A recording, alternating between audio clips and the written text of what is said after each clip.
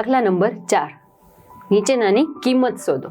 જો અહીંયા ભાગાકાર આપેલા છે પરંતુ રકમ આપેલી છે, સૂચના આપેલી છે કિંમત શોધો, કેમ કે ભાગાકાર છે એ આપણે ગુણાકારમાં આપણે ફેરવી નાખીએ છીએ એટલા માટે। પહેલી રકમ છે -4 ભાગ્યા 2/3। પૂર્ણ સંખ્યાનો ભાગાકાર અપૂર્ણાંક સંખ્યા સાથે છે, તો સૌપ્રથમ તો આપણે તેને ગુણાકારમાં ફેરવીએ। ગુણાકારમાં ફેરવવા માટે જે બીજી રકમ છે તેની વ્યસ્ત કરવાની હોય છે, તો અહીંયા થશે -4 ગુણ્યા 2/3 તેનું વ્યસ્ત એટલે કે 3/2। હવે ગુણાકાર છે આપણને બધાને ખબર છે, અંશનો ગુણાકાર અંશ સાથે અને છેદનો ગુણાકાર છેદ સાથે।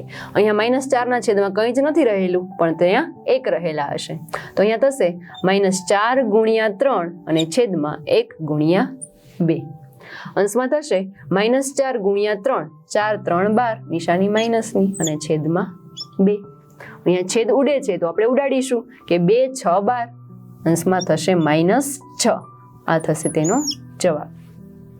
બીજી રકમ -3/5 ભાગ્યા 2। અહીંયા પણ આપણે ગુણાકારમાં ફેરવીશું। હંમેશા ગુણાકારમાં ફેરવવી હોય ત્યારે બીજી સંખ્યા છે તેનો જ વ્યસ્ત લેવામાં આવે છે, તો અહીંયા થશે -3/5, નિશાની ગુણાકારની 2 નું વ્યસ્ત થશે 1/2। અહીંયા થશે 1/2। હવે બંનેની વચ્ચે ગુણાકારની પ્રક્રિયા છે, તો કે અંશનો ગુણાકાર અંશ સાથે અને છેદનો ગુણાકાર છેદ સાથે। અહીંયા થશે -3 ગુણ્યા 1 અને છેદમાં 5 ગુણ્યા 2। અંશમાં થશે -3 ગુણ્યા 1 એટલે -3 અને છેદમાં 5 ગુણ્યા 2 એટલે કે 10। આવા દાખલાઓમાં અપૂર્ણાંક સ્વરૂપમાં જ રખાય છે, તેને દશાંશ અપૂર્ણાંકમાં ફેરવવામાં આવતા નથી। ત્રીજી રકમ -1/8 ભાગ્યા 3/4। બીજી રકમ છે એનો આપણે વ્યસ્ત લઈશું અને નિશાની વચ્ચે ગુણાકારની મૂકીશું, તો અહીંયા થશે -1/8 ગુણ્યા 4/3। હવે અંશનો ગુણાકાર અંશ સાથે, તો અહીંયા થશે -1 ગુણ્યા 4, છેદનો ગુણાકાર છેદ સાથે એટલે કે 4 ગુણ્યા 3।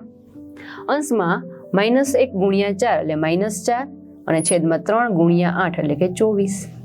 બંને છે એ બેકી સંખ્યા છે તો તેના છેદ ઉડી શકશે, તો 2 વડે છેદ ઉડાડીએ તો અહીંયા થશે 2 ગુણ્યા 2 એટલે 4 અને 12 ગુણ્યા 2 એટલે કે 24।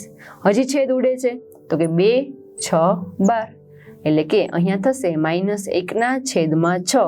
આ થશે તેનો જવાબ।